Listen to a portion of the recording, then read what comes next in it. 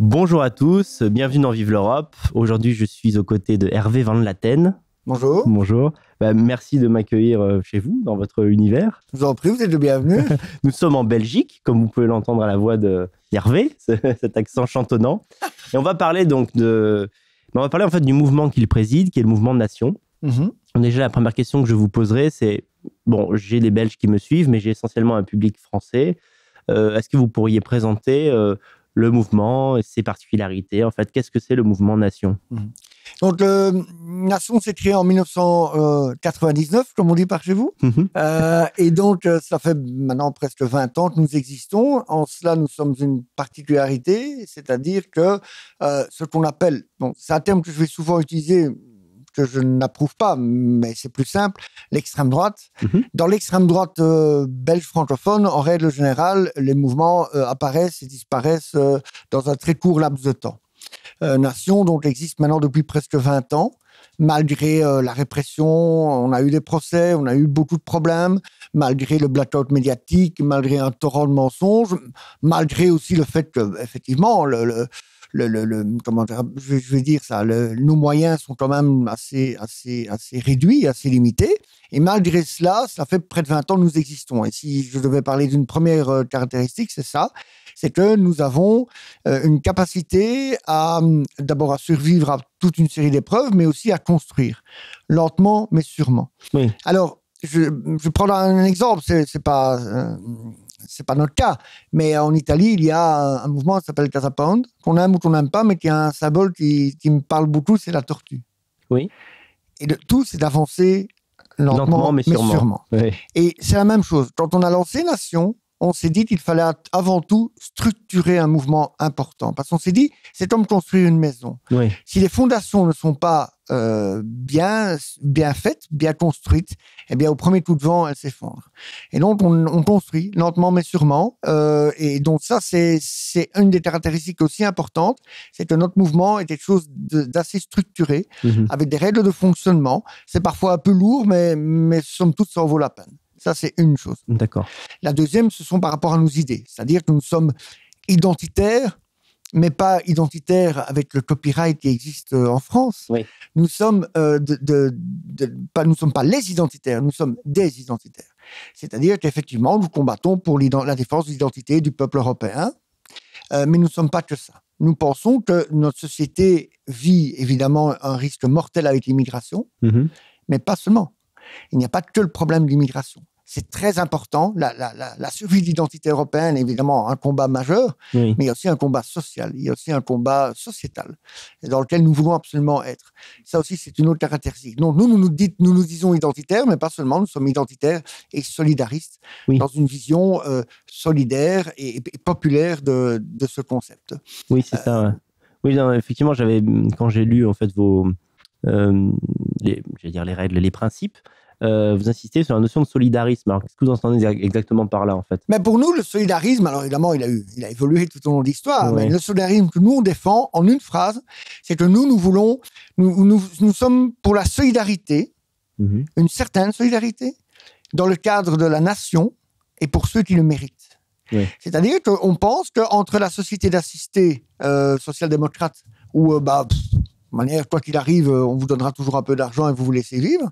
Et entre ça et la société néolibérale où, si tu es beau, grand, en bonne santé, tu travailles bien, tout va bien, mais le premier accident de la vie, tu te débrouilles, il doit bien avoir une troisième voie. C'est ça, oui, c'est un juste milieu par rapport à deux conceptions économiques qui sont très abruptes, en fait. Voilà. C'est ni vraiment du socialisme, ni du libéralisme, c'est quelque chose un peu entre les deux. Et nous disons, il faut être solidaire avec ceux de notre peuple et pour ceux qui le méritent, parce qu'on peut avoir un accident de la vie. On peut un jour avoir un problème économique ou même personnel qui joue sur le fait économique. Est-ce que pour autant on doit se retrouver sans la moindre indemnité, sans la moindre aide? On ne pense pas. Non, c'est ça. Et pour nous, le solidarisme, c'est être solidaire avec les gens qui le méritent, mais dans le cadre de la nation. D'accord, oui. Oui, c'est en ce sens que vous restez identitaire. Voilà. Oui. Alors, vous avez un programme en 430 points. Vous l'avez élaboré récemment ou en fait c'est tout au long de de la création du parti, des points se sont ajoutés. Voilà, c'est ça. Donc, au début du mouvement, en 1999, nous avons donc lancé, on avait appelé ça les 100 points pour la nation. Oui. Et donc, au fur et à mesure, évidemment, parce que le monde évolue, la société évolue, et donc, à Nation, il y a une vraie démocratie interne, et à chaque congrès, outre la direction, les gens peuvent proposer ce qu'on appelle des motions. Ok. Des motions qui, maintenant, ça peut être des motions sur un cadre structurel ou sur des, comment dirais-je, des points d'actualité. Mais ça peut aussi être par rapport au programme. D'accord. Et donc, tout au long de l'existence de Nation, il y a eu lors de congrès des gens qui ont ajouté des choses, qui ont demandé qu'on les retire, etc., etc. Mais alors, on a quand même fait un congrès doctrinal, spécifiquement doctrinal, il y a 18 mois, où là, évidemment, on a ajouté beaucoup de points, où ça a été vraiment... Mais ça a été, oui, ça a duré des heures, mais ça peut paraître lourd, ça peut paraître d'ailleurs anachronique dans un monde où vous dites qu'il n'y a plus d'idéologie. Oui. Mais quand vous vivez une journée comme on l'a fait, et surtout les semaines de préparation avant, eh bien, vous dites qu'il y a quand même des gens... Enfin, ça veut encore dire quelque chose. Et donc, les gens ont pu discuter de ça. Des points ont été abordés, d'autres pas. Voilà. D'accord, ouais. Oui, tout à fait. En fait, en fonction des changements de société et des problématiques, voilà. On s'est adapté. Voilà.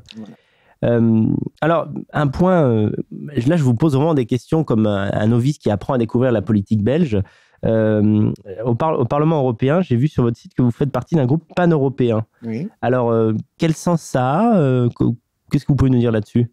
Ben donc, nous, évidemment, on est contre le concept de l'Union européenne comme elle existe aujourd'hui. Oui. Mais on est pour le concept européen, comme il devrait être.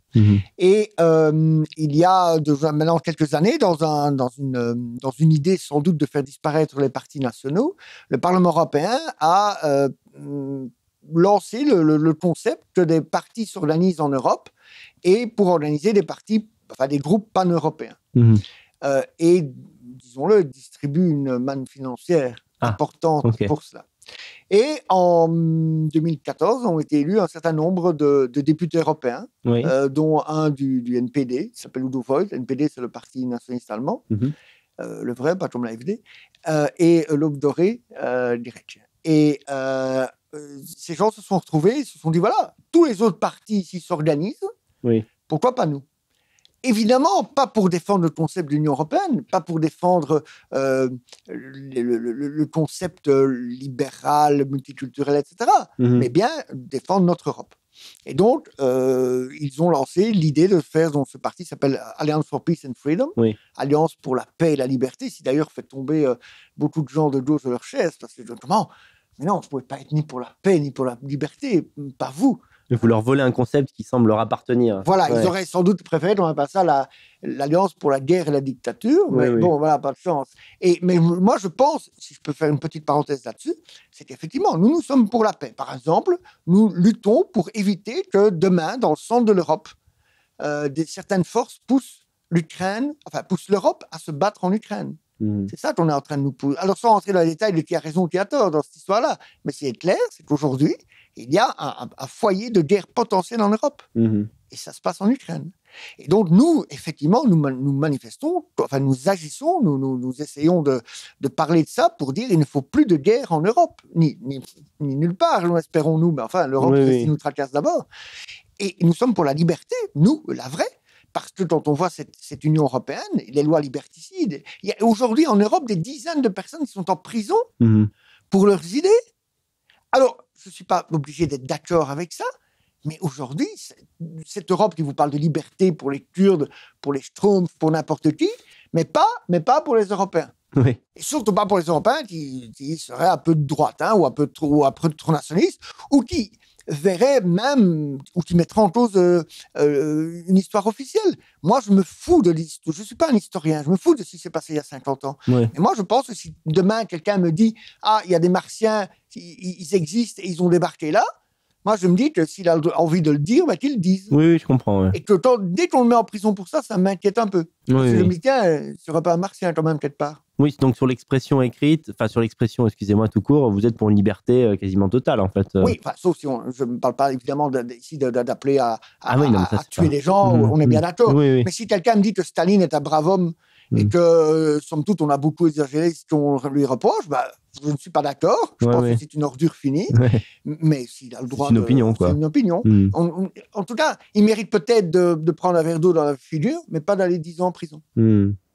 Donc, pour revenir une seconde sur le groupe pan-européen, l'objectif, c'est d'instaurer un dialogue avec des mouvements nationalistes d'autres pays afin de se coordonner dans des cas d'éventuelles crises, de prospérer ensemble. Voilà. En fait, bon, l'APF, c'était quoi? C'était d'abord ne pas laisser uniquement aux partis bien pensants et aux partis politiquement corrects la panacée de pouvoir lancer des groupes européens de ce type-là. La deuxième, évidemment, c'est de se coordonner et d'échanger. Parce que justement, partout, dans toute l'Europe, évidemment, les grands problèmes sont les mêmes, mais les manières de les aborder ne sont pas toujours les mêmes. On ne peut pas comparer la situation en Grèce ou la situation en Belgique. C'est très différent.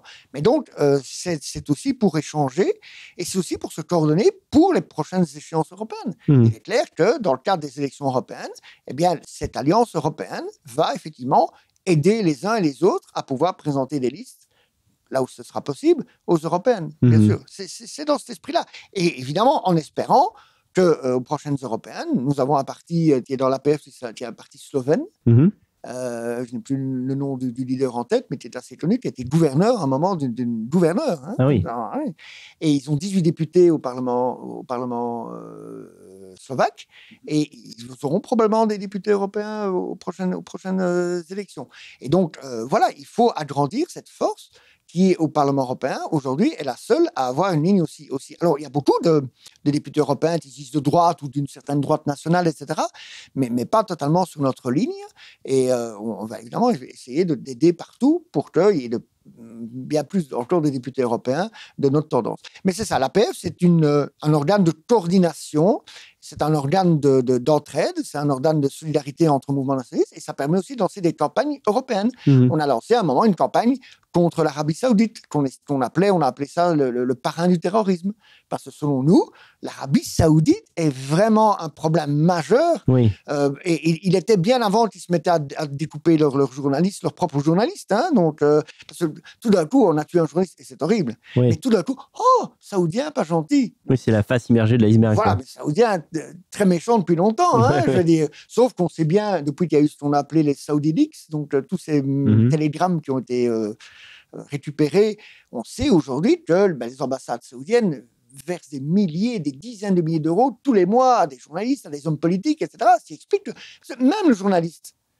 si n'importe quel autre pays au monde avait été responsable de ça, mais qu'est-ce qui lui serait arrivé? Bien sûr. Les sanctions, les manifestations, il y aurait la 7e flotte qui commencerait à rôder pas loin, elle rôde là-bas, mais pour d'autres raisons. Mais voilà. Mais eux, à part dire, c'est pas bien. Hein. C'est vraiment pas bien. Ah non, c'est pas bien. Et puis ce sera tout. C'est intéressant ce que vous dites parce que le gauchisme s'attache souvent à déculpabiliser des individus, mais également des nations entières. C'est-à-dire que si ça avait été un pays occidental qui s'était rendu coupable de ces choses-là, dictature, les mêmes mots seraient revenus avec une force incroyable. Oui, il y aurait une manif toutes les semaines devant l'ambassade saoudienne. Mais même avant, quand on sait, il y a eu cette histoire de ce blogueur là, qui a été condamné à prendre, c'était 50 coups de fouet par semaine. Oui. Et, ça va pas bien. Non, c'est vraiment pas bien. Bouh. Et puis voilà, et rien ne change. Donc, et ça, voilà. Mais c'était un exemple de campagne qu'on a lancé. On a aussi lancé des campagnes, évidemment, contre, je pense quand même. Alors évidemment, Poutine, c'est pas forcément ma tasse de thé, mais je pense pas que la Russie est non plus l'ennemi de l'Europe. Or, l'Union européenne aujourd'hui traite la Russie quasiment comme un pays terroriste. Faut quand même pas exagérer, hein, je veux dire. Et donc on a lancé aussi des campagnes en disant il faut arrêter d'essayer de pousser la Russie à la guerre ou de faire des sanctions contre la Russie. Et aussi l'APF a été très actif, c'est par rapport à la Syrie où c'est un secret pour personne qu'on soutient et nous on assume, hein, parce que plein de gens disent oui, mais moi quand je vais en Syrie, vous savez, c'est pas que je soutiens Bachar, mais c'est juste contre le terrorisme. Mais non, nous, on est contre le terrorisme, mais on soutient Bachar. Vous soutenez Bachar al-Assad. Il y a aucun complexe. Au moins, c'est clair. Voilà. Donc, voilà. Mais donc, voilà. Et en cela, l'APF a, en 4 ans, été très, très actif. Et d'ailleurs, on nous l'a fait payer, puisque on avait un local, on a eu pendant 2 ans un local en plein quartier européen, où ça a été Fort Alamo. Hein, pendant 2 ans, ça a été Fort Alamo. Et bon, on a tenu bon. Bon, si on est parti, c'est le loyer qui nous a chassés, pas les gauchistes. D'accord. Mais en attendant, il y a quand même des journées un peu pas toujours facile. Voilà. Et alors, le Parlement européen aussi a comment dirais-je, a bloqué notre financement. Et maintenant, ça fait 2 ans qu'ils sont en train d'analyser pour voir si nous respectons les valeurs de l'Union européenne. Ah, d'accord. Voilà. Et donc, maintenant, on dit oui, et alors? Ah oui, mais on analyse. Ils analysent, donc voilà. D'accord. Et ils espèrent qu'en 2019, évidemment, on n'est plus d'élus européens, comme ça, voilà. Oui, je comprends. Le problème est réglé. Mais tant pis, on le savait bien que ça n'allait pas être C'est pas du gâteau, voilà, de toute ça n'allait façon, pas être du gâteau, mais donc on l'a fait, on s'est bien fait remarquer. Je pense que là où on connaît plein même d'élus d'extrême droite qui se contentent d'utiliser l'argent européen pour eux et de ne rien en faire, nous, on a vraiment travaillé, on a vraiment réalisé des choses, je pense, vraiment intéressantes, et on continue à le faire même sans argent. Oui, Donc, voilà. oui. J'ai lu quelque part, je me souviens plus si c'est votre site ou ailleurs, mais que vous avez brûlé un drapeau de Daesh devant les médias en 2016. Est-ce que ça vous a pas causé d'ennui? Non, au contraire. Ah bon? Au contraire, donc ça a été évidemment assez médiatisé et beaucoup de gens l'ont apprécié. Ouais. Mais évidemment, par contre, il y avait eu cette énorme hypocrisie des autorités qui nous disaient écoutez, on va l'interdire, mais c'est pour votre sécurité. Hein. D'accord. Et moi, j'avais répondu oui, vous allez aussi m'interdire de rentrer dans le métro. Parce que c'est aussi dangereux. Bien sûr. Voilà. Ouais. Mais les médias m'avaient posé cette question qui est surréaliste en disant oui, vous ne trouvez pas que c'est une provocation? Pardon? Incroyable. J'ai dit, Oui, je brûle le drapeau d'une organisation terroriste. Oui, et alors, je lui ai dit, vous savez, les gens qui sont morts dans le métro le 22 mars 2016 à Bruxelles, j'allais vous en ils parler. n'avaient fait aucune provocation. Et ils sont morts quand même. Au moins, s'il m'arrive quelque chose, c'était la veille. S'il m'arrive quelque chose demain, au moins, moi, je saurais pourquoi. Oui. Mais eux, les pauvres, ils n'avaient rien fait de mal, hein, vraiment. Oui, c'est-à-dire que la porte de l'islam prend une forme étonnante où, en brûlant le drapeau de Daesh, c'est comme si vous aviez brûlé un Coran, ce qui est deux choses très différentes finalement. En tout cas. Tout à fait. Bon, maintenant, on sait, techniquement, Oui. je peux comprendre quelque chose. C'est qu'en fait, Daesh a repris un symbole qui est religieux chez eux. Oui. C'est bon. Et donc, évidemment, on a eu même des musulmans qui nous ont envoyé des mails en disant pourquoi est-ce que vous ne brûlez pas un portrait d'Al-Baghdadi? D'accord. Ouais. Ou un truc avec Daesh et brûlez-le. Moi, je crois que j'ai compris. C'est-à-dire que les musulmans qui ne sont pas daéchistes ont dit, mais en fait, il y avait quelque chose de sacré malgré tout sur le drapeau. Voilà. Bon, ok. Et on leur a répondu que ça, ils avaient Tant pis.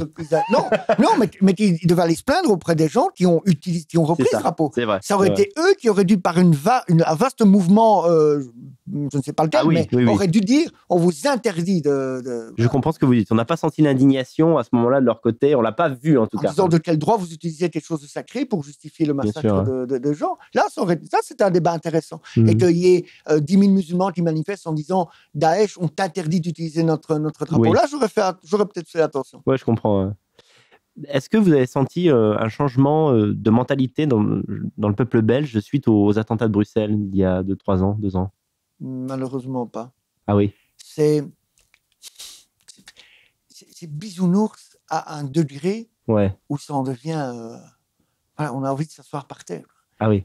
Maintenant, c'est aussi dû aux médias qui tout de suite ont vu évidemment le risque qu'il y avait. Oui. Et tout de suite, on tournait ça vraiment à un degré c'est du vaudeville, quoi. Hein. C'est oui, mais non, vous comprenez, il ne faut pas tout mélanger, pas d'amalgame, mais sans arrêt. Et ça marche un peu. Mais ça marche, oui et non. Oui. Ça marche quand les gens, dans la rue, la télé est là et dit ah oui, mais vous ne faites pas d'amalgame. Non, pas du tout. Mais allez dans les cafés. Oui. Voilà, quand il n'y a pas de caméra de télé. C'est autre chose. Ouais. C'est tout à fait autre chose. Donc voilà. Maintenant, ceci dit, je pense qu'il y avait une conscience du risque de l'islamisme qui était déjà présent, qui n'a fait que le confirmer. Mais ça n'a malheureusement pas, on n'a pas ressenti ça vraiment dans un vote pour allez, j'aime pas l'expression, mais on va dire une droite dure, etc. Même pas en Flandre. En Flandre, il y a une mouvance nationaliste, le Vlaams Belang, etc. On ne peut pas dire qu'il y a eu un raz-de-marée à cause de ça. Quoi. Oui. Je pense que la Belgique est un cas très particulier de pays qui a peu d'identité du côté francophone. D'accord. C'est un pays jeune, hein, il n'y a pas 200 ans. Il n'y a pas ce côté... c'est intéressant. Il n'y a pas ce côté... En Italie, une des raisons, ça n'a rien à voir avec l'islamisme, mais une des raisons, on m'a toujours dit pourquoi est-ce que c'était plus difficile en Belgique francophone. D'abord, c'est difficile partout en Europe, parce qu'évidemment, au plus on avance dans cette société matérialiste, au moins, nulle part, c'est génial. Mais ça chute plus vite en Belgique francophone, parce que l'identité, la vraie identité, je pense c'est un... comment j'appelle ça? C'est pas un contrepoison, oui, c'est quelque chose qui retarde, qui peut bloquer c'est un anticorps. D'accord. Et quand il y a tous les poisons qu'on nous amène de cette société moderne et multiculturelle, etc., l'identité, normalement, est quelque chose qui ralentit la chose. Il n'y a pas ce bouclier en Belgique francophone. Voilà. Ouais. Il y a en Italie, en Allemagne, en France. La France, même pour je n'ai pas d'autres expressions, désolé, mais pour le blaireau, ça veut dire quelque chose. D'accord. En Belgique francophone... Mais il y a quelque chose à laquelle se rattacher lorsqu'on veut se réenraciner en France en tant que Français. Voilà. Ouais. Voilà. Vous savez qu'en Belgique francophone, c'est le seul pays quand même, c'est le seul pays où on accepte au football qu'une marque de bière fasse sa publicité dans le drapeau national. D'accord. Vous faites ça en Allemagne, mais le dernier des hooligans, il vous fait manger le drapeau. Ah oui. Parce que ça a beau être un gros hooligan, d'accord, ça reste le drapeau allemand. Et dans le drapeau allemand, on ne met pas une marque de bière. Oui.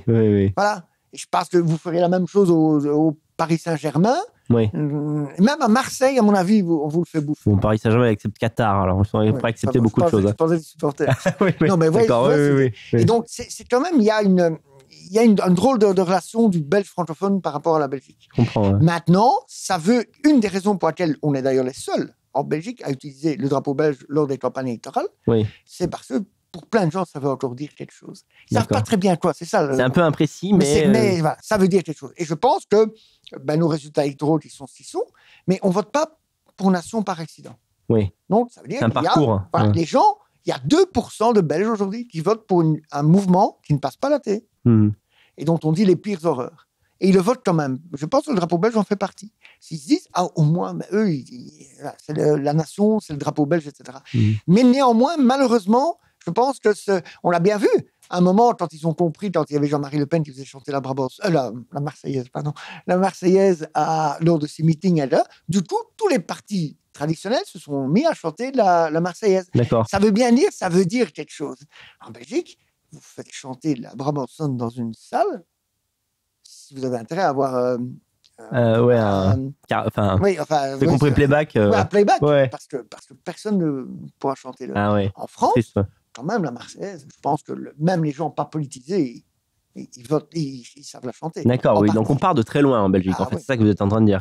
Oui. Et c'est ça aussi qui fait la grande différence aujourd'hui entre la Flandre et la Wallonie. C'est que les Flamands ont une identité qui n'est pas belge, ils ont une identité flamande qui est beaucoup plus ancienne, beaucoup plus enracinée. Oui. Et c'est ce qui explique qu'aujourd'hui, la différence entre la Wallonie et la Flandre, c'est pas seulement la langue, c'est par exemple le vote. Mais parce que c'est deux élections distinctes en fait entre ces deux régions, comment ça se passe? Non, pas forcément, mais le résultat est flagrant. Okay. C'est-à-dire qu'aujourd'hui, en Flandre, 60% des gens votent conservateurs, pour résumer. Et en Wallonie, 60% des gens votent progressistes. Ah oui, c'est notable. Oui, c'est vraiment fort. C'est pas seulement la langue, c'est une mentalité, c'est une conception du monde et de la vie et du pays. D'accord.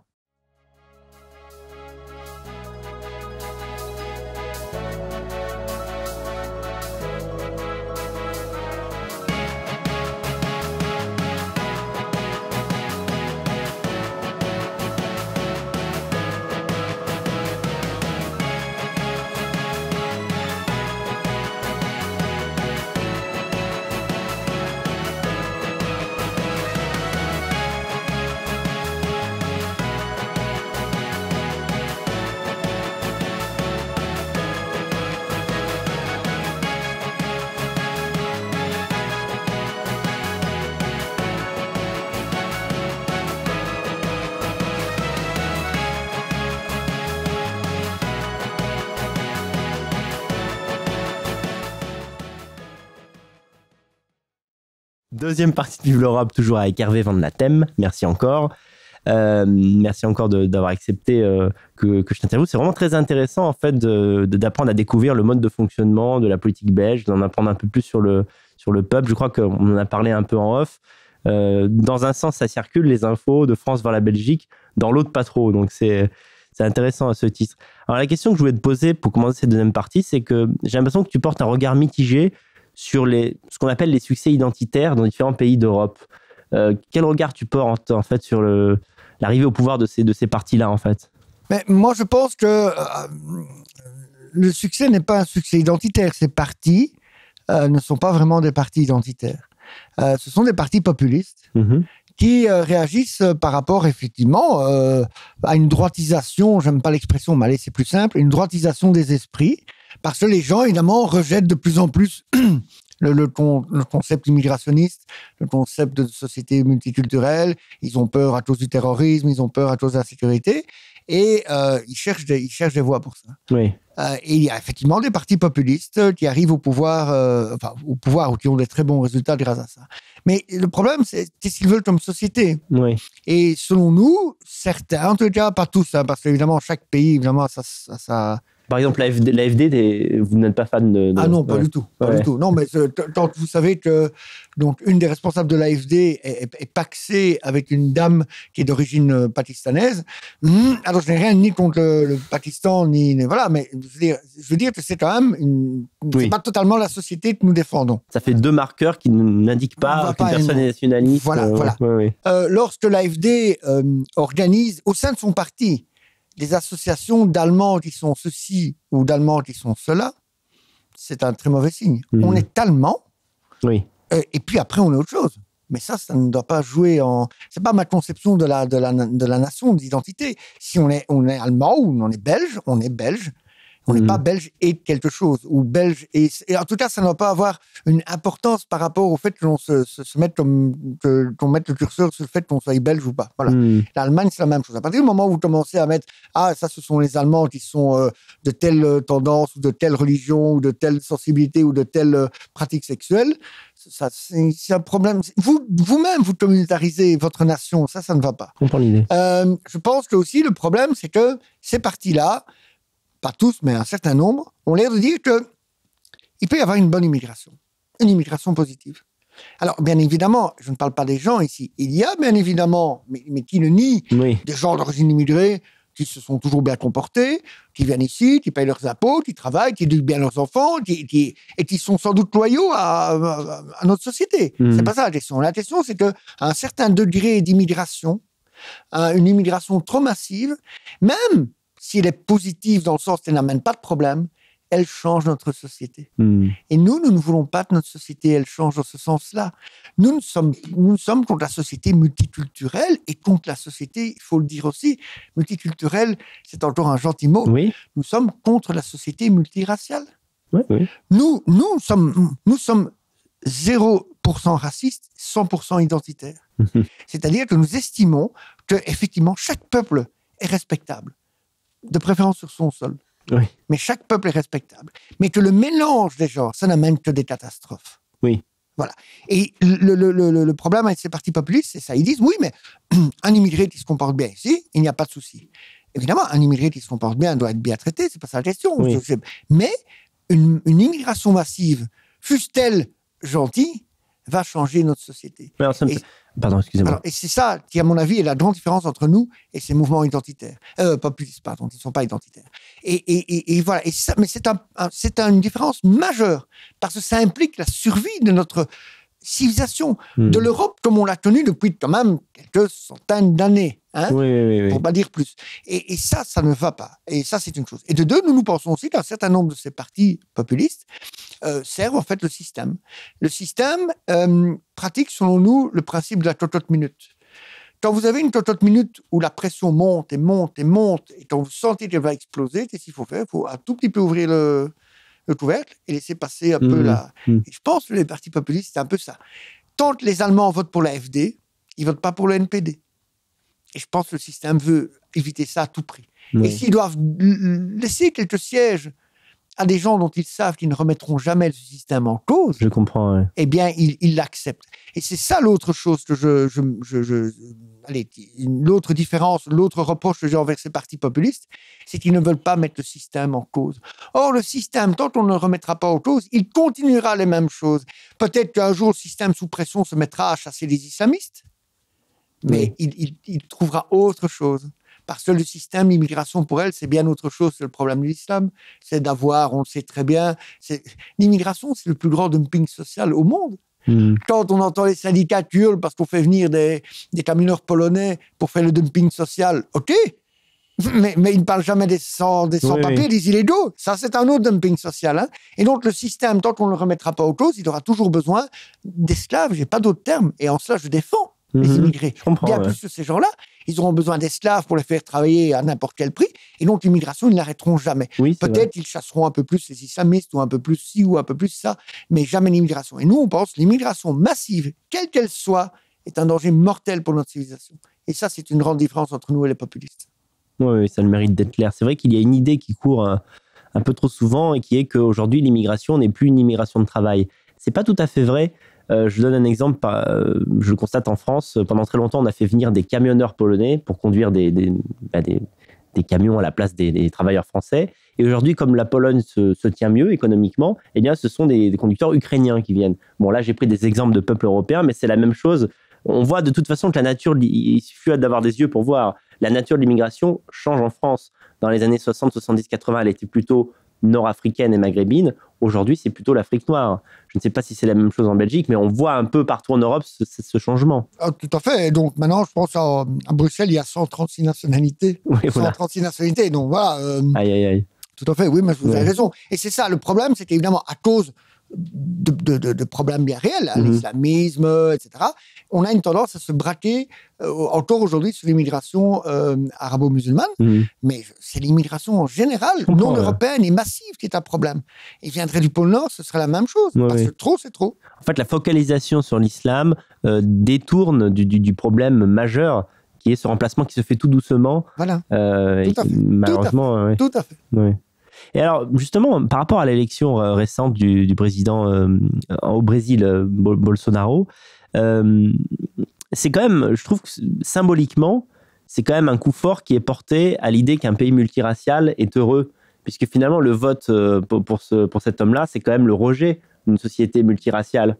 Le Brésil était vraiment le modèle. Il y a quelque chose de fort, non? Vous ne trouvez pas là-dedans? Oui, tout à fait. Mais il y a plusieurs symboles là-dedans. Mais c'est d'abord très amusant d'entendre traiter un président de raciste alors qu'on voit qu'un de ses principaux collaborateurs est noir. Oui. Ça n'a aucun... Enfin, vraiment, alors au Brésil, dire que quelqu'un est raciste, enfin, ça n'a aucun sens. Il ne peut pas. À partir du moment où 55% de la population brésilienne a voté pour lui, c'est impossible qu'il n'y ait que des blancs. Tout à fait.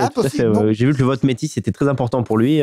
Voilà, donc ça n'a aucun sens. Ouais. Mais le problème, moi je dirais que le problème du Brésil, et je voulais le citer là tantôt quand j'ai dit que ça ne marchait jamais la société multiculturelle, mais au-delà de son élection ou pas, parce que moi je ne pense pas qu'il est vraiment raciste. Bon, il a un jour fait un jeu de mots un peu malheureux sur le fait qu'il voit que sa fille était bien éduquée, donc elle n'épouserait jamais certaines personnes.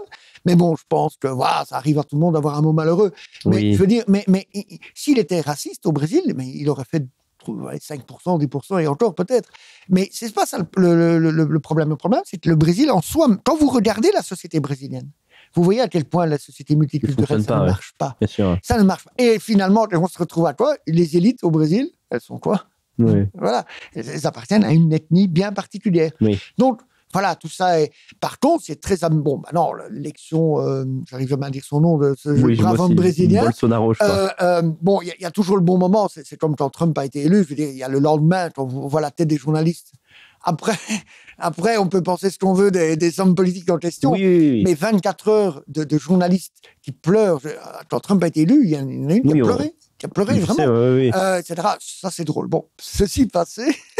je pense au Brésil, en tous les cas, c'est un symbole de l'échec et du mensonge et de l'escroquerie de la gauche morale. Parce que s'il a été élu, c'est pas tant à cause de lui qu'à cause des autres. Bien sûr. Parti des travailleurs, les anciens guerrieros, combattants contre le capitalisme, nos passarans, et qui sont en prison parce qu'ils ont reçu des millions de sociétés multinationales. Voilà, tout est dit. Tout est dit. Et ça, je pense, une grande partie des gens au Brésil ne le pardonnent pas, ne leur pardonnera pas. Maintenant, il y a aussi qu'au Brésil, il y a, malgré que ce soit une société multiculturelle, il y a encore un sentiment national très profond. C'est vrai. Très profond. J'entendais le soir des élections les types qui chantaient, enfin en portugais ça rime, mais ici je ne sais pas le faire, mais ils disaient « Plus jamais notre drapeau ne sera rouge ». Oui, c'est vrai. C'est un cas particulier. C'est une société qui est multiraciale, mais pas forcément multiculturelle. Les Brésiliens se sentent brésiliens, qu'ils soient noirs, blancs, métis. Il y a quelque chose. Et puis, il y a, je pense, avant tout, c'est l'escroquerie je ne veux pas dire de mai 68 là-bas, mais de la guérilla, de la gauche morale, de ces gens qui... et en fait, on voit que ce sont les pires. Parce que le grand débat, je veux dire... quelqu'un m'a répondu, c'était très intéressant. Le grand débat, évidemment, le président brésilien, évidemment, prend des positions clairement pro-israélienne. Il faut savoir que le Parti des travailleurs faisait exactement la même chose. Oui. Ce sont des trotskistes. On sait très bien que les trotskistes ont très souvent un lien particulier avec l'État d'Israël. Voilà. Et donc, voilà, je veux dire, tout ça est du show. Je pense qu'en tous les cas, là, les Brésiliens ont fait payer à la gauche morale, soi-disant morale. On fait payer l'escroquerie de cette gauche morale qui s'est empressée de les vendre aux multinationales. Oui. En plus, on voit également que on a l'impression que les médias sont toujours les mêmes personnes, mais simplement qui se transposent dans chaque pays. On a vu encore une fois le mensonge médiatique suite à l'élection de ce président, où les médias ont dit finalement c'est le vote blanc. C'est particulièrement inexact pour le Brésil. Beaucoup de non-blancs ont voté simplement pour échapper à l'enferme de l'insécurité, etc. Voilà. Et ils ne manquent pas d'humour, parce que vous savez que le soir des élections, ils ont été manifestés devant la prison où il y avait Lula. Il ne manque pas d'humour pour qu'ils fassent ça avec eux. Alors justement, parce qu'on parle d'humour, vous avez tendance à utiliser l'humour pour vous mettre un peu en avant et mettre un peu avant vos idées dans certaines vidéos, bien sûr, pas dans toutes les vidéos politiques. Et ça, c'est quand même une particularité. Je ne crois pas avoir je vois pas de choses en ce sens vraiment en France, dans les partis politiques dits classiques. Est-ce que c'est une spécificité belge? C'est quelque chose vraiment qui fonctionne en particulier sur cette dérision, on va dire. Je ne sais pas si c'est une spécificité belge. Je pense qu'évidemment, peut-être les Belges ont plus le sens de l'autodérision, parce qu'on est quand même parfois un drôle de pays. En Belgique, si vous n'avez pas d'autodérision, vous devenez fou, je pense. Voilà. Donc ça, c'est une chose. Maintenant, nous, on part du principe que on parle de choses graves, importantes. Notre combat est quelque chose de sérieux, mais c'est pas pour ça qu'il faut non plus se prendre au sérieux. Oui. Et donc, nous, on pense que la communication, c'est important et que de temps en temps, faire sourire les gens, ça peut les faire réfléchir. Oui. Et ça casse l'image aussi. C'est ça, bien sûr. Ignoble ceci, ignoble cela, on mange les enfants, enfin, mon Dieu, c'est quoi. Et puis, tout d'un coup, vous montrez par une vidéo ou par quelque chose un peu d'humoristique, que voilà, il faut relativiser tout ça. Et on arrive aussi un peu à se moquer de nous-mêmes. Il faut pouvoir le faire, parce que le problème chez les marxistes, quand vous les voyez, ils portent le poids du monde très solennel sur les épaules, etc. C'est sans doute pour ça qu'ils prennent souvent de drôles de substances pour oublier. Bien sûr. Pensez-vous, Hervé, ils font la révolution. Voilà. Moi, je pense qu'il faut pouvoir prendre les choses. Il faut les faire sérieusement, mais on ne faut pas se prendre au sérieux. Je comprends. Mais aussi, ça peut... Tout est une bonne manière de faire passer des messages. L'humour peut en faire partie. Bon, maintenant, ça ne veut pas devenir le cirque, on est bien d'accord, mais l'humour peut en faire partie. Mais c'est vrai qu'en politique, les gens ont vraiment peur parfois des discours premier degré, alors que parce que la situation en Europe de l'Ouest est catastrophique. Et donc, les gens parfois ont besoin de l'entendre. Une vérité, si on la disait dans un bouquin de manière très sérieuse, ils ne voudraient pas la voir, mais avec cet humour, ça passe. Et ça dédiabolise. C'est-à-dire qu'en fait, mais pas au mauvais sens du terme. En fait, on n'altère pas les idées, quoi. C'est-à-dire les idées restent les mêmes, le fond reste le même, mais la forme... Le fascisme à visage humain. Et si on veut. Non, mais je rigole, mais c'est insupportable, parce que moi, si je me suis engagé aussi dans le nationalisme, c'est que je pensais que c'était la voie du bien. Je me considère comme un homme de bien. Et c'est vrai que c'est insupportable d'être vu par nos adversaires comme des monstres. Au fond, on en rit, mais c'est tragique, parce qu'on pense lutter pour le bien. Je pense que vous êtes d'accord là-dessus, quoi. C'est terrible, quoi. Alors... depuis la France, on n'a pas le sentiment qu'il y a un fort engouement pour les idées nationales en Belgique. Vous avez peut-être donné un élément de réponse quand vous avez parlé entre la différence entre la Wallonie et la Flandre, mais comment vous expliquez ça? Est-ce que le peuple belge est fondamentalement antiraciste, par exemple? Ça dépend ce qu'on entend par antiraciste. Mais je pense que les Belges sont des braves gens qui veulent simplement qu'on ne les embête pas. Alors, je reprécise ma question. Est-ce que vous pensez que les Belges, en particulier par rapport à d'autres peuples européens, n'ont pas cette conscience d'être des blancs européens? Ça, par contre, voilà, je pense que la Belgique francophone a un déficit d'identité. Donc, quand vous n'avez pas d'identité, vous ne pouvez pas répondre à cette question-là. Oui. Et donc, en France, en Italie, en Allemagne, eh bien, les gens se sentent avant tout, enfin, ça veut dire quelque chose chez eux, se dire allemand, se dire français ou se dire italien. Oui. En Belgique francophone, très peu. C'est un jeune pays. Il n'y a pas cette conscience identitaire ou nationale ou patriote, pas comme ça. Et par contre, alors, les gens ne fonctionnent qu'en réaction à l'insécurité, à l'islamisme, j'ai trop d'immigrés dans ma rue, Oui. Et donc, ils réagissent, mais ils ne savent pas très bien dans quoi. Et le problème aussi, c'est qu'alors, dès que les médias, la chape de plomb médiatique arrive, ils disent « Mais non, c'est pas bien, c'est nazi, parce que fasciste, parce que Deuxième Guerre mondiale. » Ah oui, quand même. Juste au moment où ça recommence. Et voilà. Et ça, c'est beaucoup plus difficile. Parce que vous savez, moi, j'ai fait la politique depuis très longtemps. Oui. Et donc, quand j'ai commencé à faire de la politique, il y avait même Jean-Marie Le Pen. Jean-Marie Le Pen, moi, j'ai vu l'heure de vérité. Alors que je me disais, il parle bien ce gars-là. Enfin, j'en avais déjà entendu parler, Jean-Marie Le Pen, mais moi, j'ai tenu l'heure de vérité. Enfin, dans tous les sens du terme, mais je veux dire, cette émission-là, cette fameuse. Oui. Donc, voilà, à l'époque, moi, j'ai visité, ils avaient un local à Paris en 1983. Par hasard, j'ai sonné, c'était le FNJ qui était, enfin, je ne sais plus où. Et les types me disent, si ça vous dit, venez, on va les coller à Antony. Antony, c'était une ville. Non, pas Antony, à Dreux. À Dreux. Mais Antony, ça a été après, mais à Dreux. Et les types disent, oui, parce qu'on espère avoir un bon résultat. Et moi, j'étais là, on disait, ouais, c'est ça, tu vas te faire du 0,9 et c'est bon. Voilà, c'est pas passé comme ça. Mais à ce moment-là, il n'y avait pas ça. Et alors, tout le monde après m'a dit, mais enfin, ça a vite monté en France, ça a vite monté en Flandre, ça a vite monté Dieu sait où, et pas en Belgique francophone. Eh bien, parce que c'est ça la différence. En Belgique, en France, en Italie, il y avait des formations politiques qui existaient déjà, qui n'avaient pas de succès électoraux, mais qui existaient, et qui se battaient au nom d'une, je ne vais pas dire une cause ou une idée fédératrice. C'était la nation. Le Front National, c'était la France. La Vlaams-Bloc à l'époque, c'était la Flandre. Il y avait quelque chose à défendre. En Belgique francophone, les gens ne venaient pas pour quelque chose, ils sont venus à partir de 84-85 quand Le Pen a percé, ils sont venus pour quelque chose, ils sont venus contre quelque chose. Alors évidemment, il faut utiliser ça. Et il faut prendre ces gens-là, il faut les former et leur transformer cette énergie négative en quelque chose de positif. Alors, évidemment, vous êtes là parce que vous avez un problème avec l'immigration. Mais nous, on va amener ça pour aimer votre peuple, aimer votre pays. Il ne faut pas haïr les autres, il faut aimer votre peuple et votre pays. Et ça a manqué pendant des années en Belgique francophone. On prenait les gens, on disait, t'aimes pas ci, t'aimes pas ça, viens, c'était une auberge espagnole. Alors vous avez un succès aux élections, 2 succès aux élections, et puis plus. Et puis c'est fini. Au premier échec, vous disparaissez. Nous, on essaye que, évidemment, je ne vais pas être... Je suppose que beaucoup de gens qui viennent d'abord à Nation, c'est aussi pour des choses négatives.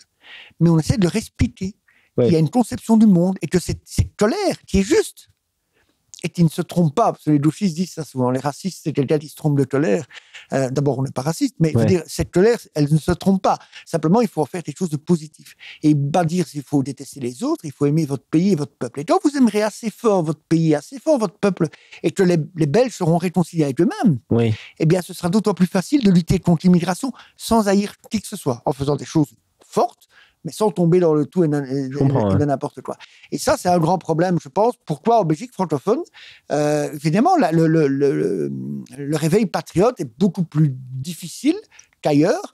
C'est simplement, il n'y a pas cette identité, il n'y a pas ce mythe fédérateur. Oui, c'est ça. Mais justement, à ce propos, est-ce que le fait que la Belgique soit un peu un pays 2 en 1, est-ce que ça ralentit pas un peu le nationalisme? C'est-à-dire, déjà, y a-t-il encore aujourd'hui une hostilité forte entre la Belgique du Nord, la Wallonie, la Flandre Je ne dirais pas d'une hostilité, mais des grandes différences. Électoralement, je pense qu'on en a parlé tantôt. 60% en Flandre votent plus ou moins à droite et 60% en Wallonie votent plus ou moins à gauche. Donc, les gens entre eux, il n'y a pas un problème d'hostilité entre les gens. C'est pas la Yougoslavie d'il y a 30 ans. Ça va pas se terminer dans des torrents de sang, bien entendu.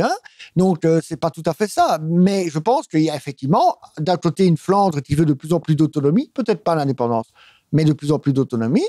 Et à côté de ça, une Wallonie qui ne sait pas qui elle est. D'accord. Parce que pour justement savoir si vous êtes plutôt unitariste ou plutôt séparatiste ou régionaliste, vous devez savoir qui vous êtes. Je comprends. Les Catalans, on aime pas, mais ils savent qui ils sont. Ils savent ce qu'ils veulent. Le Wallon, je sais pas. Parce que ça fait 150 ans de socialisme. C'est terrible, il y a un manque de fond, en fait. Voilà, c'est ça. Mais c'est pas là. Parce que moi, je craignais un peu que, comme dans certains pays, la rivalité entre régions n'empêche de combattre l'adversaire réel, quoi. Aujourd'hui, on n'en est plus là. Ça a été peut-être le fait à une époque, mais aujourd'hui, on n'en est plus là. même avec le Vlaams Belang, je veux dire, il y a pas... je pense aujourd'hui la majorité des votes nationalistes flamands sont peut-être aussi pour des raisons économiques et autonomes, mais ils ne sont pas contre les Wallons. Ils sont pour plus de sécurité, pour moins d'immigration, contre l'islamisme, et pour plus d'autonomie fiscale aussi, parce que, bien entendu, ça joue. Faut pas non plus être... voilà. Mais il n'y a pas, c'est plus, comme on disait dans le temps, Wallon Beut, les Wallons dehors. Hein, c'est pas ça. C'est plus ça. Même au sein du Vlaams Belang, je veux dire, ça, c'est pas le cas. Ouais. En France, l'abstention est assez forte à chaque élection. Il me semble que c'est le cas aussi en Belgique, non ? Oui, tout à fait. En fait, normalement, en Belgique, théoriquement, le vote est obligatoire. Ça, c'est aussi une différence majeure. Notion qu'il faut le savoir. Alors, théoriquement, ça veut dire quoi ? Ça veut dire que normalement, si vous n'avez pas voté, vous pouvez être puni par une amende. Non, mais ce que je veux dire, ça se traduit par quoi ? Voilà. Mais le problème, c'est que, d'abord, néanmoins, si vous n'avez pas voté, s'il devait faire un procès à tous les gens qui ne vont pas voter, voilà, ça, c'est une chose. Mais le problème aussi, c'est ça, c'est que de plus en plus, les Belges souches se désintéressent de la politique. On le voit souvent, quand nous, on va sur les marchés, quand nous, il faut savoir qu'en Belgique, pour se présenter aux élections, il faut avoir des parrainages. Donc, les citoyens doivent signer pour vous. C'est toujours très facile, d'ailleurs. Hein. Bonjour, je suis un mouvement nationaliste. Vous voulez bien mettre votre nom, votre adresse, vous signez. Ça permettra de me présenter. Et on va déposer ça à la maison communale, mais pas de souci. Vous voyez déjà la démarche. Enfin, on y arrive, c'est pas ça. Mais souvent, des gens, quand ils refusent, c'est pas par antagonisme politique. C'est ils disent, la politique, ça ne m'intéresse pas. C'est ça, ouais. Par contre, à côté de ça, les populations d'origine immigrée qui maintenant sont belges, elles votent de manière communautaire et même pas islamiste, etc. Simplement pour placer des gens de leur communauté à des endroits sensibles sur les listes des partis traditionnels. À Bruxelles, plus de la moitié, je pense, des conseillers municipaux, comme on dit en France, sont des gens d'origine, sur les listes du PS, sont des gens d'origine arabo-musulmane. Ça, c'est quand même, c'est pas juste une proportion. C'est pareil, ça a du sens. Les prochains, il y aura 4 maires. Si vous voulez, Bruxelles comprend 19 communes. Et 4 des prochains maires de ces 19 communes seront d'origine immigrée, et pas européenne. Voilà, c'est ça. C'est-à-dire que le Belge de souche se désintéresse de la politique et les nouveaux venus, les nouveaux migrants, les nouveaux Belges, eux, s'investissent en mettant des gens à eux dans tous les partis traditionnels. Chez le Belge de souche, il n'y a pas ce sentiment d'appartenir à une collectivité, en fait. Voilà. Tandis que les autres, ça fonctionne. Et alors, avec parfois des armes à double tranchant, puisqu'on a trouvé des candidats des loups gris, ce sympathique mouvement démocratique turc, sur les listes du PS. Ils avaient investi. On y est, ça y est. Ils avaient. Non, je voulais dire, c'est mal compris. Je voulais dire, c'est pas grave, je vais couper. On est dans l'association entre la gauche et l'islam. Voilà. Enfin, les Loudris, c'est du nationalisme turc, mais un peu à la sauce. Dire, mais bon, c'est des gens que le PS traite d'extrémistes de droite. Et les mecs, ils ont investi, mais massivement, les listes du PS. Oui, d'accord. Donc, vous voyez, c'est un calcul. Et donc, ça veut dire qu'eux ne le font pas idéologiquement, parce qu'ils n'aiment pas les socialistes. Hein. En Turquie, ils les abattent. Donc, mais en Belgique, ils se font élire sur leur liste. Très bien. Bon, on se retrouve tout de suite dans une troisième partie. Ne bougez pas.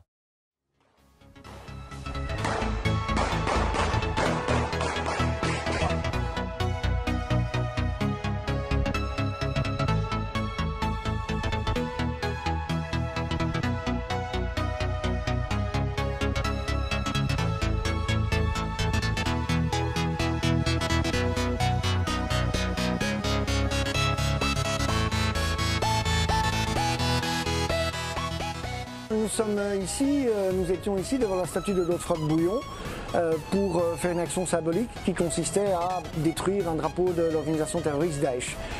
Nous voulons faire parce que d'abord pour montrer que nous en avions assez des attentats, assez du terrorisme, mais que nous étions aussi fâchés, très en colère.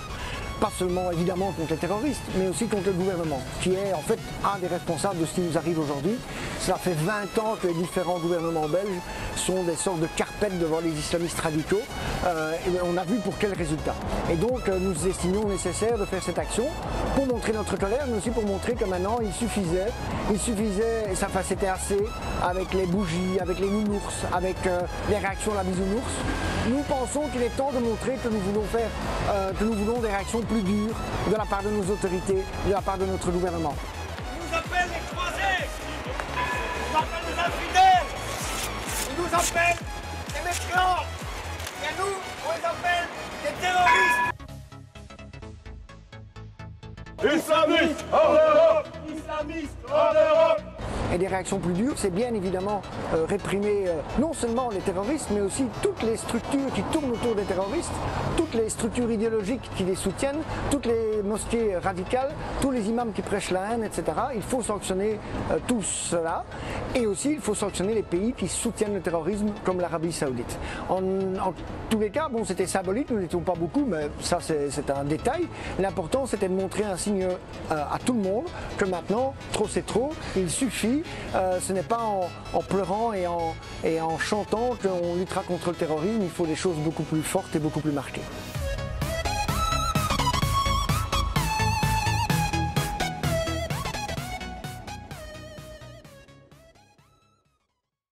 Troisième partie du Vive l'Europe, toujours avec Hervé Van Latem. Je voudrais que vous me parliez de quelque chose qui est légèrement hors sujet, mais qui concerne la Belgique.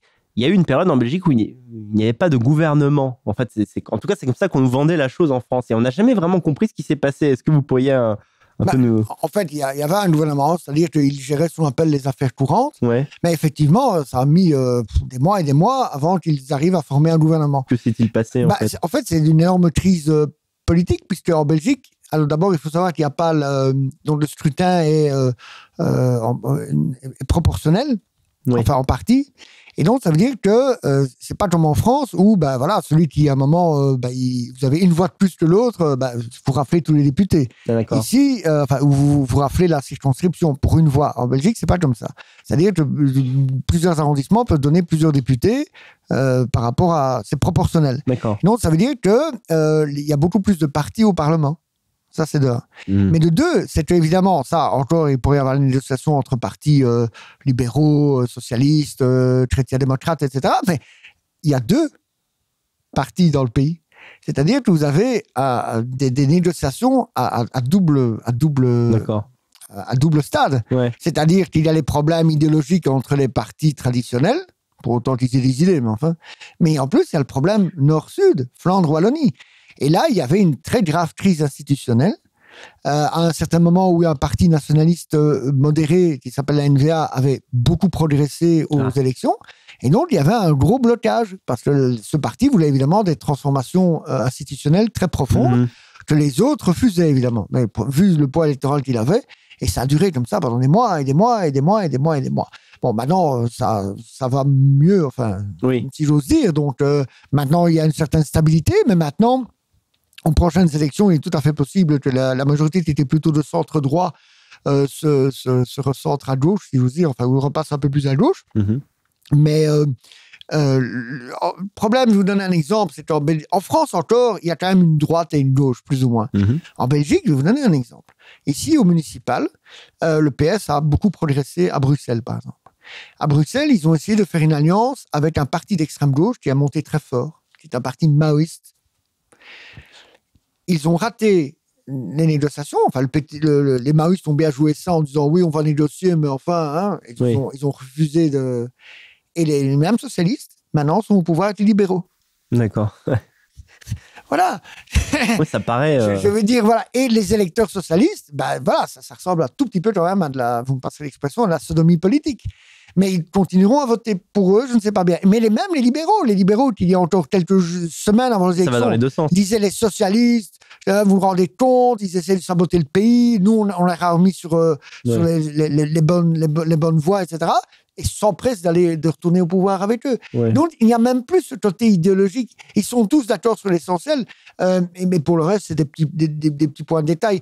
Et donc, voilà, et c'est pour ça que ça rend beaucoup plus difficile que dans d'autres pays. La Belgique, il y a quelque chose de très spécial, de très... là, tantôt, je disais, il faut pouvoir rire de nous-mêmes, parce que sinon, c'est à devenir fou. Mais c'est vrai, c'est un pays surréaliste, vraiment. C'est pas pour rien qu'il y avait les surréalistes ici. C'est vraiment un pays surréaliste, aussi au niveau politique, où quand même, on a atteint un degré dans la corruption. Il y a eu 6 mois avant les élections, un énorme scandale, ça s'appelle Publifin. En Belgique, il y a des intercommunales, si vous voulez. Ce sont des institutions qui comment dirais-je, dépendent des institutions publiques, mais pour faire des choses privées. L'électricité, la télé, etc., etc. Il y a eu des preuves de gens étaient dans des conseils d'administration, et on a fait le calcul qu'il touchait, donc, en gros, il touchait, je pense, c'était 10 000 euros par minute ou par heure. Parce on les mettait présents à plein d'endroits et on avait calculé, ça faisait 10 000 euros l'heure. Et donc, évidemment, énorme scandale. Certains ont démissionné. La plupart des gens qui étaient membres du PS, qui ont été pris dans cet énorme scandale, se sont représentés aux élections et ont été élus. Oui. Après, je ne sais pas si c'est particulièrement une spécificité belge. Hein. On a par exemple l'exemple de Balkany en France qui a toutes les affaires aux fesses et continue d'être élu. Bon, malheureusement, les gens ont peu de mémoire. Voilà. Il y a eu ce qu'on appelle le SAMU social. En Belgique, à Bruxelles, le SAMU social. On a vu, donc, c'est pire que tout. Quand on dit socialiste, normalement, la solidarité. Et dans le SAMU social, le maire de Bruxelles, sa maîtresse, une proche, on va avoir un procès, une proche. J'ai pas la preuve, une proche. Et en plus, comme je pense que c'est une dame qui a du goût, donc elle effectivement ne doit pas être sa maîtresse. Okay. Et les enfants de la proche en question étaient payés des salaires mirobolants sur l'argent du SAMU social. D'accord, je comprends. Etc. Eh bien, le PS a fait un bon résultat à Bruxelles. Ah ouais, vous disiez surréaliste, c'est vrai qu'effectivement...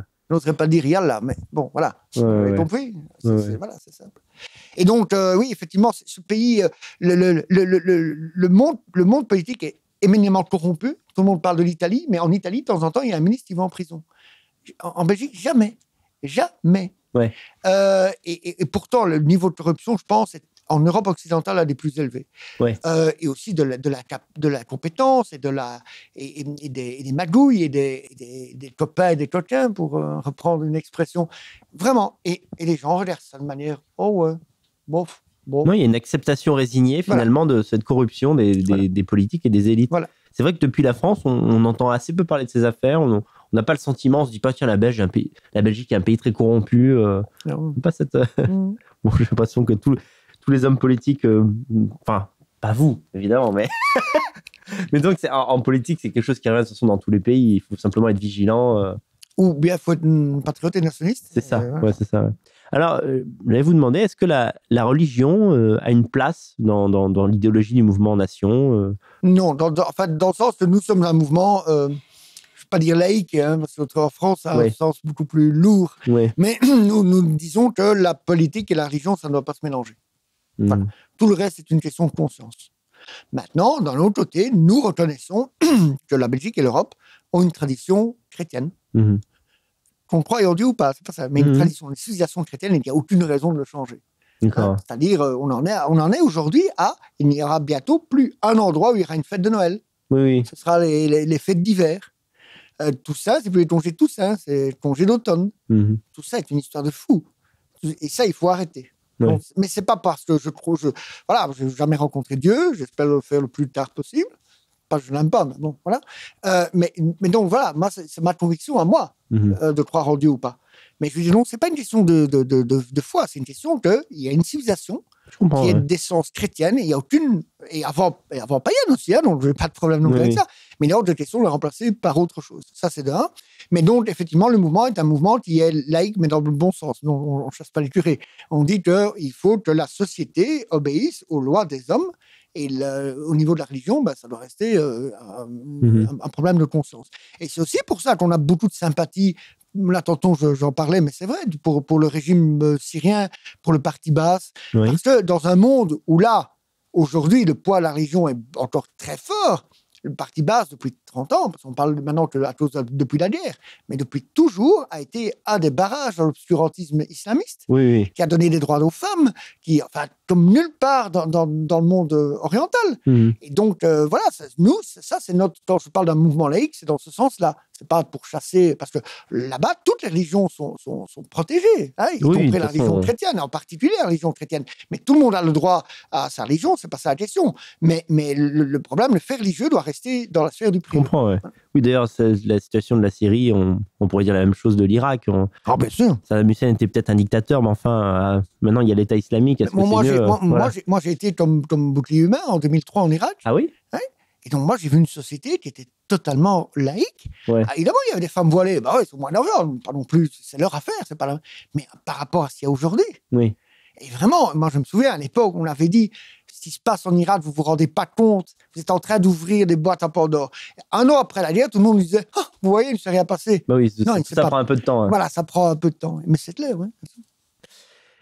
Oui, j'ai posé la question de la religion parce qu'en France, beaucoup de mouvements politiques patriotes ou dissidents ont tendance à dire que, justement, ce qui fait que les Français de souche, et en l'occurrence les Belges de souche, semblent moins connectés, on va dire, à la réalité de l'époque que les communautés musulmanes, c'est l'éloignement de la religion. En fait, ma question était un peu personnelle. C'est est-ce que vous pensez que c'est cette perte de foi ou cette absence de foi qui fait que le nationalisme... Voilà, ça, c'est autre chose. C'est un peu philosophique, quoi. Mais ça pourrait être au niveau de la religion comme par rapport à l'idéal, quel qu'il soit. Ouais. On est dans une société qui est de plus en plus matérialiste. Et donc, on ne croit plus en Dieu, mais on ne croit plus à la patrie, on ne croit plus au sacrifice pour les autres. C'est toujours pour moi, pour moi, pour moi. Et quand plein de gens disent, tu sais, Hervé, tu as bien raison, mais je dois faire attention à mon métier. Il faut bien faire attention parce que qu'est-ce que les voisins vont dire, qu'est-ce que mon boulot, mon patron va dire, oui. Etc. Et donc, il n'y a plus de... Ou bien même, oh, mais si je me fais arrêter, tu te rends compte, etc. Il n'y a plus ce sens du risque, du sacrifice, parce que la société est de plus en plus matérialiste. Et donc, effectivement, dans une société matérialiste, à côté de ça, vous avez des gens qui, eux, qu'on aime ou qu'on n'aime pas, mais ont un idéal, sont prêts à mourir pour cet idéal. Oui. C'est très difficile, hein. C'est très difficile. Et donc, il y a de plus en plus de convertis, d'ailleurs. Des gens d'origine européenne qui se convertissent à l'islam, c'est parce que ces gens cherchent quelque chose. Et je suis sûr que si la société occidentale, enfin européenne, leur avait offert un grand idéal, ils ne seraient pas convertis. Hein. Ils feraient autre chose.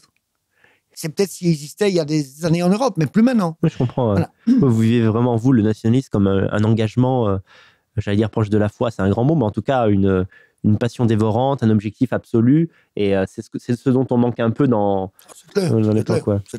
Alors, je vous le demande tout de go. Est-ce que votre mouvement est favorable à la remigration ? Ah oui, bien sûr, c'est écrit. D'accord. Bien sûr. Ouais. Parce que justement, si c'est bien la preuve qu'on n'est pas des gros bœufs racistes. Ça démontre que justement, on pense que ces gens ont un avenir chez eux, sur leur sol. Hein, il y a un mouvement terre et peuple. Une terre, un peuple. Eh ben, c'est ça qu'il faut arriver. Et l'Europe, si c'était une Europe comme nous, on veut la construire, elle aiderait les gens, pas parmi toutes les ONG à 2 balles, genre Oxfam dont on parlait là tantôt, etc. Mais je pense que ça coûterait bien moins cher à l'Europe d'aider honnêtement les populations, pas les pourris qui les dirigent, mais les populations, mais les aider concrètement. Ça nous coûterait bien moins cher. Et ça leur permettrait de se construire un avenir chez eux. Et ça permettrait qu'on ait une Afrique et un Moyen-Orient stable.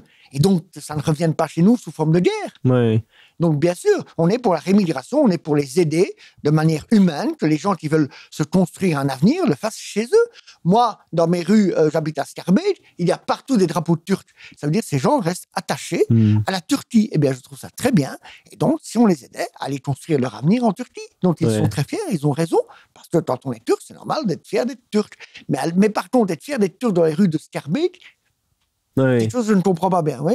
En fait, en général, le public patriote est d'accord avec cette vision des choses, mais se demande simplement mais comment concrètement on va arriver à le faire sans que, d'une part, les médias soient sur notre dos et nous traitent de nazis ou je ne sais quoi, et d'autre part, comment les lois, le droit international le permettra sans que ça passe, on va dire, pour une déportation. Oui, voilà. D'abord, si nous étions au pouvoir, je pense que les médias seraient un tout petit peu plus objectifs. Donc, il n'est pas impossible qu'il y ait de légers changements dans la direction. Non pas de gens marqués politiquement, mais les gens qui sont pour un traitement plus objectif de l'information. Donc, voilà. Par contre, moi, je pense que, évidemment, il faut aider les gens. Ça doit être un départ volontaire, un départ aidé. Mais je pense que si tout simplement, on arrêtait comment j'appelais ça, tous les avantages. En fait, il y a une pompe aspirante. Et ils ont raison de faire ce qu'ils font. Et ce serait idiot si moi j'habitais dans un bled perdu et qu'on me dit, écoute, voilà, 2000 € et t'es là, et là c'est le paradis, t'arrives, on te donne de l'argent, on te loge. Oui, j'ai rien. Évidemment, je le ferai. Leur en vouloir parce qu'ils le font, c'est pas bien. Il faut leur en vouloir quand ils font les choses pas bien. Mais venir et en profiter, c'est normal, il y a une pompe aspirante. Il faut arrêter cette pompe aspirante. Le jour où on arrête il y a des avantages sociaux, mais c'est de la folie. Oui. Le jour où on arrête ça petit à petit, eh bien, à un moment, les gens se diront, oh là, j'ai plus droit à ça, j'ai plus droit à ça, j'ai plus droit à ça. On me regarde de travers, j'ai pas la nationalité belge. C'est fini de rire dans les rues parce que dès qu'il y a un problème, la police arrive et ils font pas dans le détail, etc., etc. Et en même temps, on me dit, ah, ça devient dur, ça devient chaud, hein, oui. Tu veux pas rentrer chez toi, on te donne de l'argent et on t'aide. Voilà, c'est pas une déportation. Maintenant, je répète, si quelqu'un... Voilà, on peut pas, évidemment, on parlait de gens un peu excessifs, on les prend tous, on les met. Non, c'est pas comme ça, ça ne serait pas même humainement, parce que c'est pas juste. Il y a aussi des braves gens. Simplement, ces braves gens, ils doivent avoir la possibilité, s'ils le veulent, s'ils se sont bien comportés. Hein. Les autres, ce serait une rémigration plus rapide. Mais je veux dire, il reste dans les forces armées belges des avions de transport assez importants, dont on peut, c'est pas un souci. Mais ceux qui se sont bien comportés, on doit pouvoir leur donner la possibilité de dire, voilà, vous n'avez pas envie de réussir votre vie, de faire votre vie dans votre pays. Et je pense qu'on serait étonné du nombre de gens qui acceptent ça. Si, évidemment, à côté de ça, on arrête cette pompe aspirante de tous les avantages sociaux, bien entendu. C'est vrai que les aides sociales en Belgique, j'ai même pas envie d'en parler parce que je voudrais pas encourager des... je veux pas vous faire ce cadeau empoisonné. Voilà, donc, renseignez-vous si vous voulez, mais enfin bon, quand vous pensez que la France est généreuse, la Belgique c'est quelque chose. Mais là, je viens de parler de la France. Mais quel regard vous portez sur les mouvements nationalistes français? Parlons à cœur ouvert. Quels sont leurs défauts, selon vous? Des choses qui vous inspirent aussi, peut-être, je ne sais pas. Mais moi j'en suis désolé. J'ai connu, comme je disais, l'époque héroïque de Jean-Marie Le Pen, qui quand même, parce qu'on en écoute certains, je rappelle quand même que Jean-Marie Le Pen faisait entre 15 et 20% à certaines élections. À entendre certains, c'était les ténèbres et le Front National était un sous-groupuscule. Bon, je rappelle quand même qu'il a quand même fait des résultats énormes. Ça, c'est une chose. Et moi, j'ai connu, même de l'intérieur, j'ai eu l'occasion d'aller à des universités d'été du FNJ, où quand je revenais de là, vous parliez de questions de foi, mais c'en était à la fois. Je veux dire, on revenait de là, on disait, oh, ça y est, c'est le parti européen. Parce que le Front National de Jean-Marie Le Pen, je pense, enfin, évidemment, c'est très prétentieux, mais je veux dire, s'il y a un truc auquel on aimerait ressembler, il avait des défauts, bien entendu, mais c'était ce côté, à la fois parler de politique politicienne, mais à la fois, dans la formation, moi j'ai été à l'université d'été du FNJ, c'était extraordinaire. Au niveau de la conception du monde. Évidemment, au niveau technique aussi, parce qu'ils ont toujours été bons en communication, etc. Mais au niveau de la conception du monde... On parle du contenu, quoi. Voilà, c'était autre chose que ce que j'entends maintenant. Hein, donc, voilà. Et donc, et tout le monde était là. Tout le monde avait sa niche au Front National de Jean-Marie Le Pen. Il y avait les cathos, il y avait les païens, il y avait les mecs qui avaient une vision de l'histoire, il y avait l'autre vision de l'histoire. Ça rassemblait tout le camp national. Ça rassemblait. Je dis pas, de temps en temps, le samedi soir, au BBR, une fois par an, il y avait une grande discussion. Même pas juste des engueulades, de temps en temps, une claque qui se perdait. Mais mon Dieu, voilà. Mais en attendant, tout le monde allait ensemble aux élections. Tout le monde. Il y avait les anciens de l'Algérie française et les gaullistes. C'était fou, mais c'était ça. Ils avaient réussi à faire ça. Et évidemment, quand je vois maintenant, c'est terrible. Alors, maintenant, le renouveau national, je ne connais pas assez, donc je ne vais pas en parler. Maintenant, ça aussi, la critique est facile. Hein. Oh, Marine Le Pen, elle a raté son débat avec Macron. Oui, tu as déjà débattu avec Macron, toi? Oui, il est peut-être bon, quoi. Voilà, non, mais c'est facile, je veux dire. Donc, voilà. Elle a fait 35%. C'est historique. Oui. C'est historique. Et pourtant, moi, je ne suis pas un fan, hein, mais c'est historique. Et alors, le lendemain, les gens étaient en dépression. Mais je dis, mais enfin, vous ne rendez pas de 35%? Enfin, c'est formidable. Oui, mais non, voilà. Enfin, peu importe. Maintenant, moi, ce que je connais mieux, évidemment, c'est beaucoup de gens d'ailleurs qui sont issus du Front National historique, je veux dire, de Jean-Marie Le Pen. Et maintenant, il y a un groupe par-ci, un groupe par-là. Et ça, c'est terrible. Parce qu'il y a plein de gens de qualité. Si ces gens acceptaient de travailler ensemble, sur une plateforme minimum. Il y a un manque de cohésion, en fait. Ce serait formidable. Et là, oui, je pense qu'il y a un manque de cohésion. Et alors, il y a maintenant, un sujet que vous connaissez sans doute mieux que moi, c'est ce que je vois sur vidéo, dans ce qu'on appelle les milieux de la dissidence, qui enfin, ils ne parlent plus jamais du système.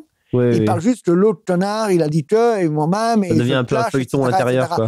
Et voilà, ça, je pense, parce que ça, c'est pire que tout. Parce que les gens sont déçus. Les gens disent, mon Dieu, mais c'est quoi ça ici? Vous savez, quand c'est l'ennemi qui frappe, quand il y a la répression, C'est pas facile, mais voilà. Et maintenant, peut-être l'ennemi aussi infiltre les gens pour que ça arrive. Ça, c'est un autre débat. Mais tout ça est fort malheureux parce que moi, je vois, malgré tout ça, je vois des gens de qualité, du travail de qualité. Même, ça a été une petite manif, mais ils ont fait une manif à Ouistreham, là, il n'y a pas tellement longtemps. J'ai vu ça, c'était pas mal. Ouais. C'était vraiment pas mal.